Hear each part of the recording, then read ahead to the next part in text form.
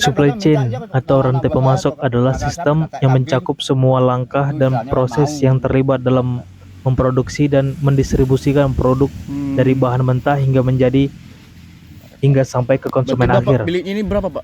Ini termasuk semua pihak yang terlibat seperti pemasok bahan Kota baku, berapa, Pak, itu? produsen, distributor, pengecer, dan akhirnya sampai ke Itu konsumen. 300.000. Nah, analoginya seperti ini.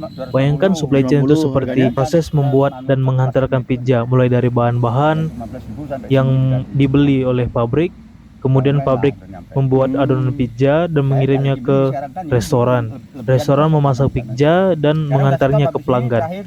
Setiap langkah-langkah dari pembelian bahan baku, membuat pizza, hingga mengantar adalah bagian dari supply chain yang bekerja sama untuk memastikan pizza sampai ke pelanggan yang baik.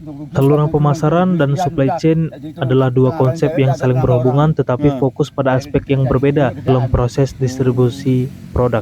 Saluran pemasaran lebih menekankan pada bagian produk sampai ke konsumen akhir dan bagaimana produk tersebut dipromosikan dan dijual. Ini mencakup berbagai pihak yang berperan dalam mendistribusikan produk seperti pengecer, distributor, dan agen pemasaran. Contohnya, Pak Kansro memproduksi bibit tanaman kelapa sawit di kebunnya, kemudian bibit tersebut dijual langsung kepada petani melalui pengecer lokal atau agen. Pengecer atau agen tersebut memasarkan bibit melalui berbagai saluran seperti pameran, pertanian, situs web, atau brosur. Setelah bibit dijual, petani menerima produk dan menanamnya di kebun mereka. Nah, contoh saluran pemasarannya seperti itu. Kalau kita bahas mengenai supply chain mencakup keseluruhan proses produksi dan distribusi barang, mulai dari pengadaan bahan baku hingga pengiriman produk akhir. Ini mencakup semua langkah dan pihak yang terlibat dalam pembuatan dan pengiriman produk.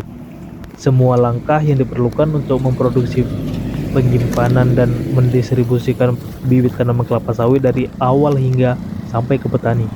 Contohnya, dari pengadaan bahan baku, Pak Kasro memperoleh benih tanaman kelapa sawit dari pemasok benih. Produksi, kemudian benih ditanam dan dibesarkan oleh Pak Kasro di kebun miliknya. Bibit dirawat dan dipantau selama masa pertumbuhannya untuk memastikan kualitas. Berarti Bapak beli Setelah bibit siap, ini Sriwijaya? bibit disimpan dengan cara yang benar di area penyimpanan yang sesuai oleh Pak Kansro. Sriwijaya Pak ya? Bibit dikemas dan dikirim ke pengecer atau langsung dijual ke petani sesuai dengan pesanan. Pengecer atau agen memasarkan bibit tersebut kepada petani. Lalu bibit sampai ke petani dan dibeli. Saluran pemasaran lebih fokus pada cara bibit sampai ke tangan petani, termasuk cara pemasaran dan penjualan.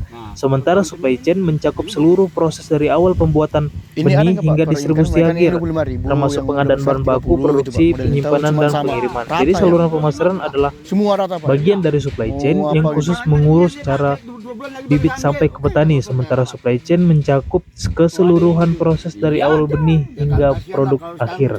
Dalam supply chain manajemen pada usaha milik Pak Kansro memiliki 4 komponen utama dalam rangkaian proses produksi. Adapun 4 komponen tersebut diantaranya ada supplier, produsen, retail, sama pengguna akhir. Supplier ini adalah benih kecambah varietas Sriwijaya yang dibeli oleh Pak Kansro melalui online. Produsen Pak Kansro, retailer juga Pak Kansro, dan pengguna akhir itu adalah konsumen yang membeli tanaman kelapa sawit.